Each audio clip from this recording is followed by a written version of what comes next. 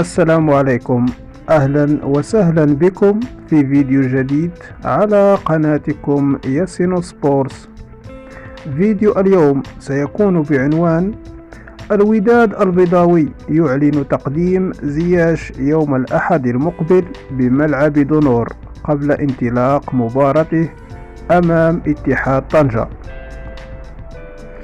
أعلن نادي الوداد الرياضي يوم الخميس عن موعد تقديم لاعبه الجديد الدولي المغربي حكيم زياش بعد التعاقد معه بموجب عقد يمتد لموسم ونصف.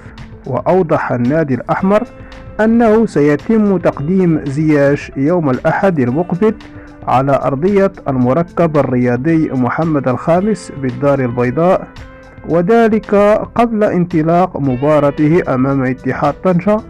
وأضاف الوداد الرياضي في بلاغه: ويأتي هذا الحدث في إطار الترحيب بانضمام أحد أبرز نجوم كرة القدم الوطنية إلى صفوف الفريق الأحمر في أجواء احتفالية تليق باسم النادي وتاريخه وجماهيره العريقة.